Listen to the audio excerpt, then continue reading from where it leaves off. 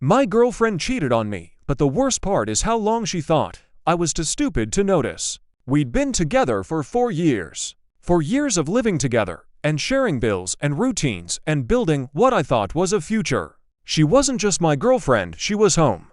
And that's exactly why I ignored the signs at first, because I didn't want to believe it. It was gradual. She started smiling at her phone more and typing faster when I walked into the room and turning the screen away just slightly. Not enough to be obvious, just enough to make you question yourself.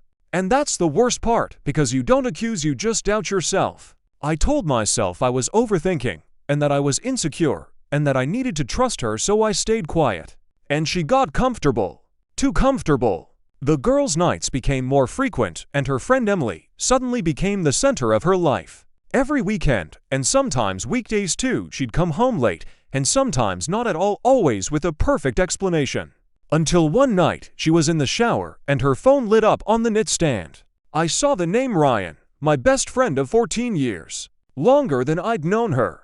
I looked, and I wish I hadn't. Messages, and photos, and plans, and jokes about me. That was the part that hit the hardest. Not the cheating, but the disrespect. They were laughing at me and calling me predictable and saying I'd never figure it out. I didn't confront her, not then.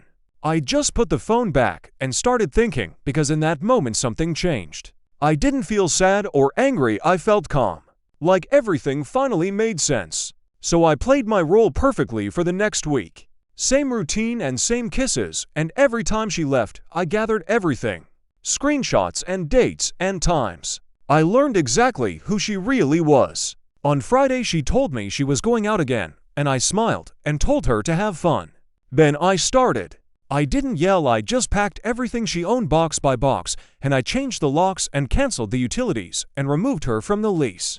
Around midnight, I sent one message to Ryan saying hope she was worth it, and then I blocked them both. At 2 a.m. she was banging on the door and crying and screaming my name, but I didn't open. I just sent one message, your stuff is outside. Because that's where she put our relationship, outside, replaceable, disposable. She kept calling and apologizing, but I didn't reply because closure is something you take, and I took mine. The next morning she was gone, and the boxes were gone too. And the funny part? They didn't even last 3 weeks. Turns out when two people bond over lying, that's all they know how to do.